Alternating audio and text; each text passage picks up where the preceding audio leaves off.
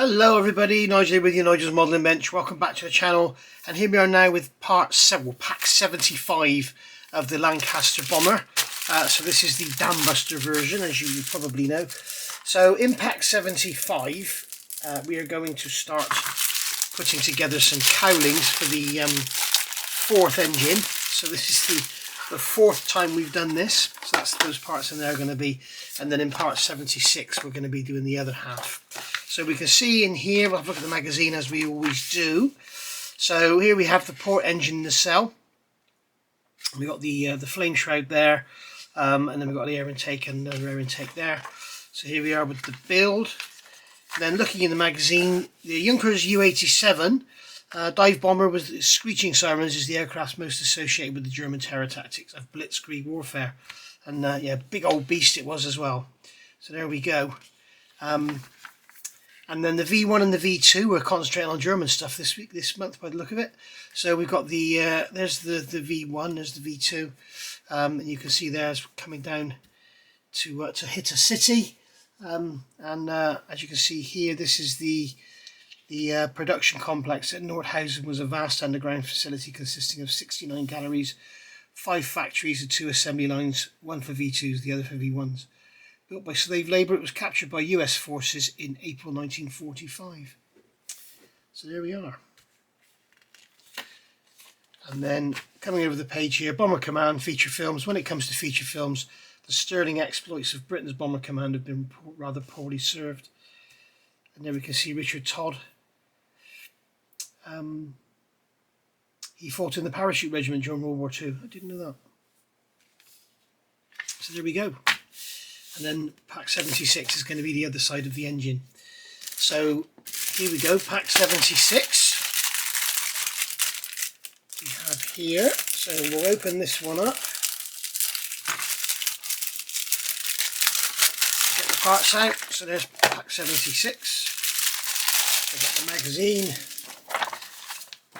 So in 76 we're looking at the other side of the nacelle. So we're going to fit the engine in now, and there's the completed work. So that's going to see us with the engine completely fitted in there. ME-746 Roger Squared, based at Royal Air Force, Kirmington, during its World War II career. ME-746 flew over 120 missions and survived. Wow! You can see there's got big air intakes on it by the look of it.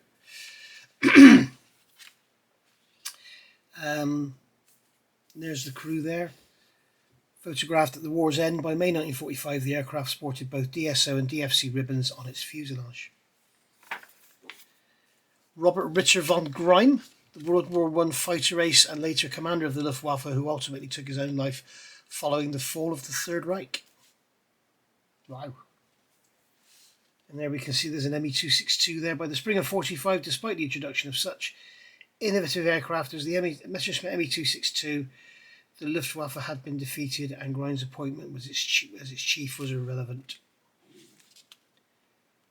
There we go. And then in part 77, we're going to be building another propeller. So I won't be doing that on screen. I'll just build that because we've already seen how many propellers now. I know you're thinking 3 because that's the fourth one, but we've actually had to rebuild them. So we've probably done it 4 or 5 times already. So because they gave us wrong parts, didn't they? So we'll go back to 76 here. So get the pack open. Here's the box. So there's one nacelle, and then there's some parts in here. So you can see we've got 4 parts in total. So what we're going to do here is we're going to take our nacelle and our heat shroud, make sure it's the right way round. You can see when you look at it end on, you can see that the pins are on an angle, so it's going to go on that way. So that's going to go into there, that's going to go into there. Got to make sure all the pins go in. It's quite awkward. There we go. Once they're all started, they'll go in lovely. Okay, you put a drop of glue on the back of them if you want to, but you don't need to. And then so that's there. They're making a meal of that, aren't they? Blimey. And then we've got this piece here. This is the vent or the flap. So So that's going to push onto that pin on there, like so. That's gone in there like that. And then we're going to leave this off because that is going to cover up the screw hole that we need to screw it together. So there we go. So that's that one done.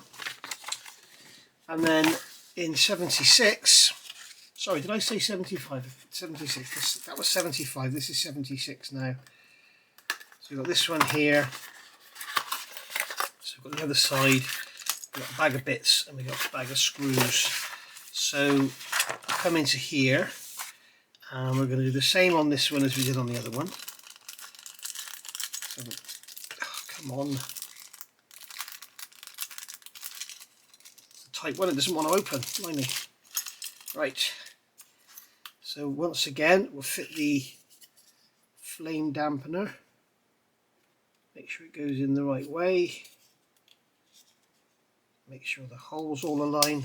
There we go, and it just clips in just like so. And then we can fit this air intake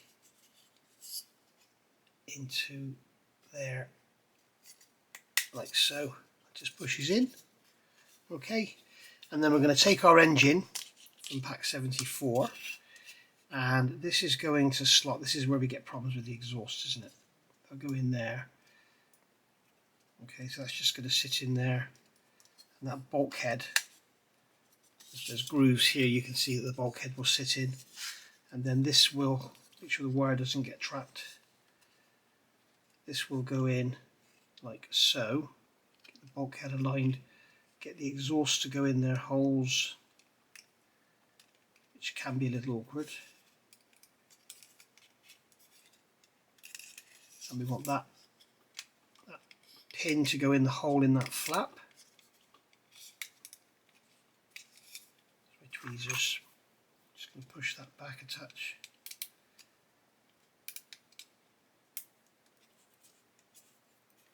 Just try and get that to align, which is easier said than done. Get these pins on the back end to align.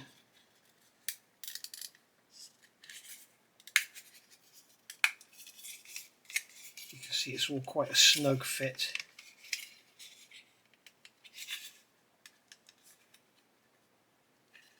And trying to get this bloody flap to align is a nightmare.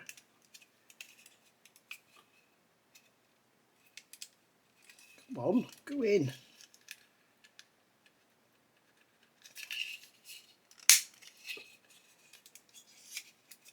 Something just broke. There's that pathetic thing fell off.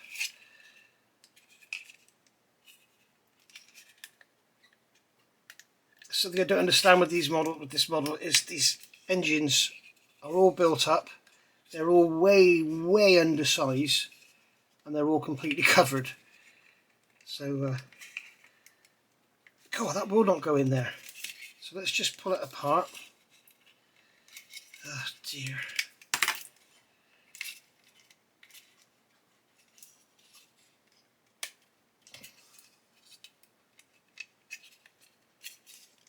It's starting to go in now. There we go. Just wiggle it around a bit and then it goes in. I think probably the hole was slightly too small. It's all trying to come apart again for some unknown reason. There we go. Right. And this to go together nicely so we don't have a big gap at the middle. Go on, go together. God, dear. Right, and then we've got a screw.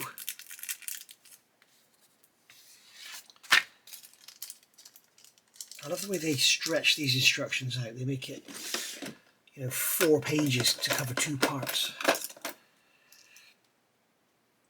I'm going to put a screw in here. It's a plastic screw.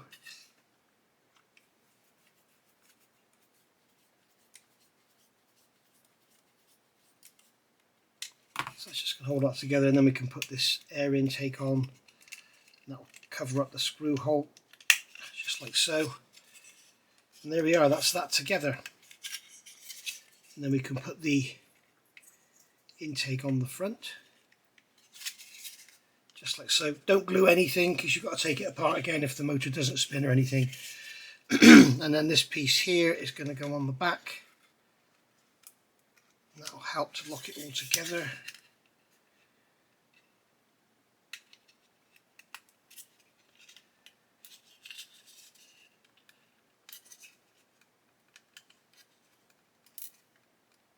Doesn't want to go in either. Come on.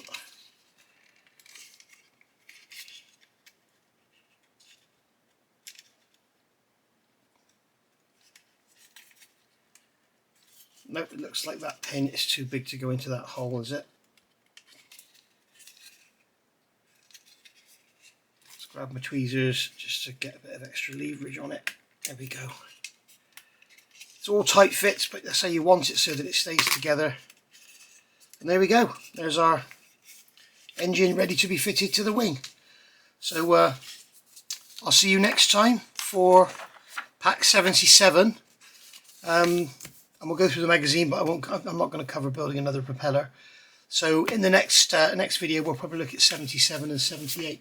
So I'll see you back for that one. Thank you for watching, and I'll see you all soon. Bye for now.